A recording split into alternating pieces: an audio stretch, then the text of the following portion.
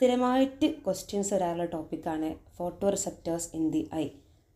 കണ്ണിൽ കാണുന്ന പ്രകാശഗ്രാഹി കോശങ്ങൾ ഏതൊക്കെയാണത്?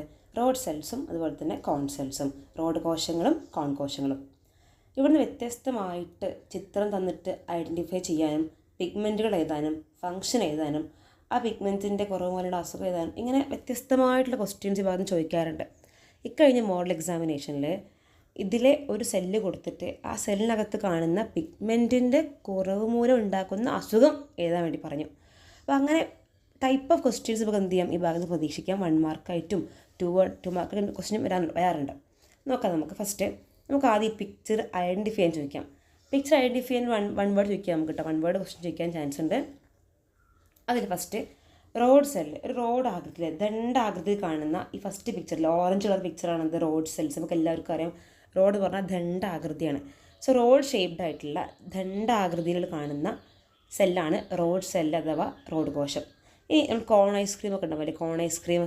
അപ്പോൾ കോൺ ഐസ്ക്രീം കോൺ ആകൃതിയിൽ കാണുന്ന കോൺ ഷേപ്ഡാണ് കോൺ സെൽസ്. പിക്ചർ ഐഡൻറ്റിഫൈ ചെയ്യാൻ മിക്കവാറും എല്ലാ കുട്ടികൾക്കും ഇത് വളരെ ഈസി ആയിരിക്കും. ഇനി നമുക്ക് ഇവരുടെ ഫങ്ഷൻസ് എങ്ങനെയൊക്കെയാണെന്ന് നോക്കാം. ആദ്യം ഇവരുടെ ഫങ്ഷൻ നോക്കാം. ഇതിൽ കോൺ ഐസ്ക്രീം ഭയങ്കര കളർഫുൾ ആയിരിക്കും അല്ലേ, പല നിറത്തിലുള്ള കോൺ ഐസ്ക്രീമുകൾ ഉണ്ടായിരിക്കും. അപ്പോൾ കോൺ സെൽസ് കളർഫുൾ വിഷനാണ്, അല്ലെങ്കിൽ ബ്രൈറ്റ് ലൈറ്റ് വിഷൻ സഹായിക്കുന്ന തീവ്ര പ്രകാശത്തിൽ കാണാൻ സഹായിക്കുന്ന കോശമാണിത് കോൺ സെൽസ്. എന്നാൽ റോഡോപ്സിൻ എങ്ങനെയായിരിക്കും, റോഡ് സെൽ എങ്ങനെയായിരിക്കും?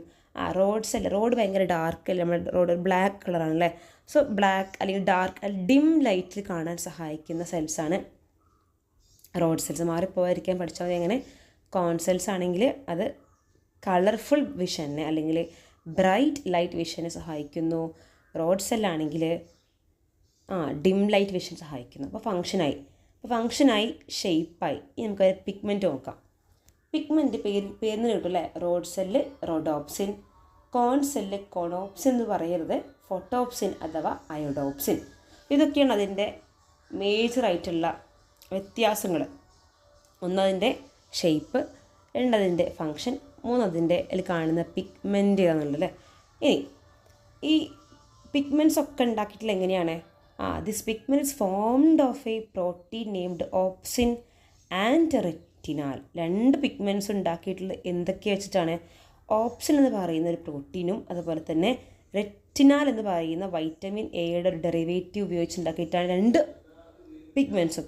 അതുകൊണ്ട് തന്നെ ഈ പിഗ്മെൻറ്റിൻ്റെ പ്രവർത്തനത്തിൽ കൃത്യമായി നമുക്ക് എന്താവശ്യമാണ്? വൈറ്റമിൻ എ ആവശ്യമാണ്. വൈറ്റമിൻ എ കുറഞ്ഞു കഴിഞ്ഞാൽ അവിടെ റെറ്റിനാലിൻ്റെ പ്രൊഡക്ഷൻ കുറയും. റെറ്റിനാലിൻ്റെ അളവ് കുറഞ്ഞു കഴിഞ്ഞാൽ റോഡോപ്സിൻ്റെ റീസിന്തസിസ് പുനരാകിരണം തടസ്സപ്പെടുകയും ചെയ്യും. അതുമൂലമാണ് നമുക്ക് സംഭവിക്കുന്നത്, വൈറ്റമിൻ എൻ്റെ കുറവ് മൂലം നമുക്ക് ഡിം ലൈറ്റ് വിഷൻ പോസിബിൾ ആവാത്തത്. Okay, so cone cells colourful vision, road cells dim light വിഷനാണ്. പിന്നെ അതിൻ്റെ പ്രത്യേകത ഷേപ്പ് ഓർത്ത് വയ്ക്കുക, പിഗ്മെൻറ്റ്സ് ഓർത്ത് വയ്ക്കുക.